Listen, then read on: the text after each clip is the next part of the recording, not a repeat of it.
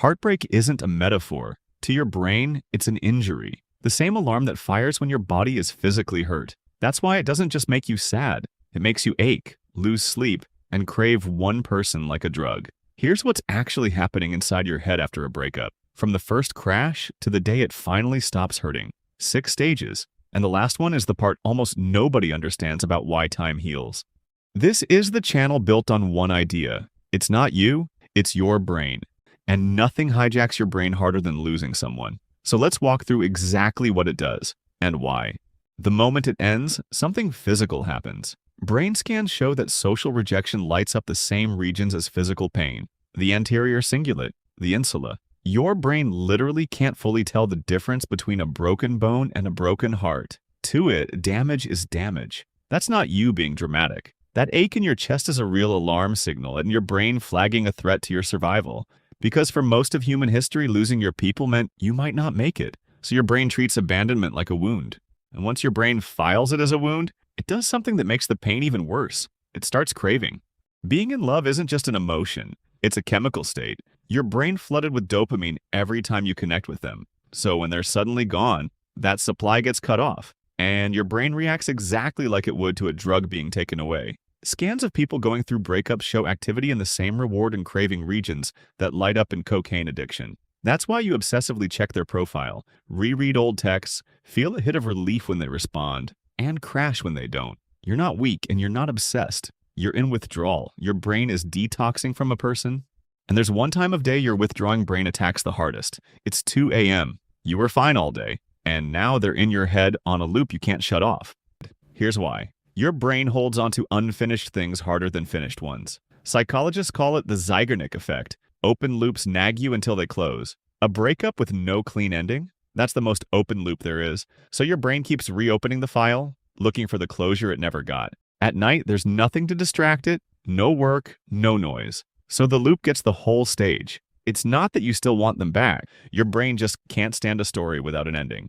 That loop doesn't just keep you up. It pushes you to do things you swore you wouldn't. Suddenly, you're texting things you regret, driving past their place, begging for one more talk. This has a name, protest behavior. When an attachment bond is threatened, your brain triggers a panic response designed to pull your person back fast. It's the same system a toddler uses when a parent walks away. Cry, cling, chase. It worked when you were 2. It rarely works now, but in that moment, your brain isn't thinking about dignity. It's running a survival program that says, reconnect at any cost.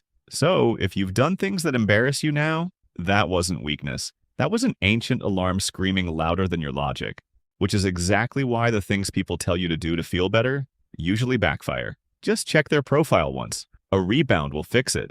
Stay friends so it hurts less. Each one feels like relief, and each one resets the clock. Every time you get a hit of them, a text, a photo, a glimpse, you redose the addiction your brain was trying to detox from. This is why no contact works.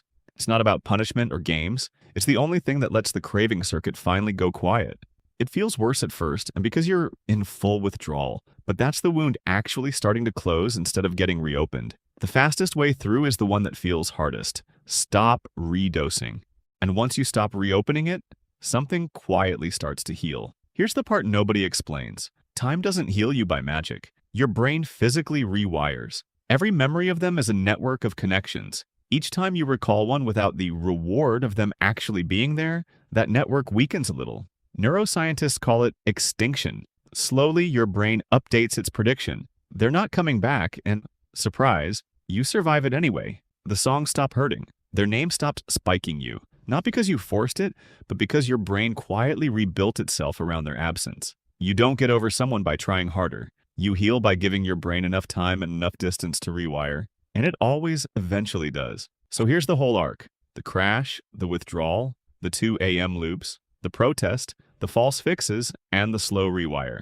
Not a single one of them is a character flaw. Every stage is your brain doing exactly what it evolved to do. Protect a bond that once kept you alive. Heartbreak feels unbearable precisely because your brain is treating it as life or death. That's not weakness. That's how deeply you're built to connect. And the same brain that's aching right now, it's already quietly rebuilding. It's not you, it's your brain. And it knows how to heal, even when you don't feel it yet.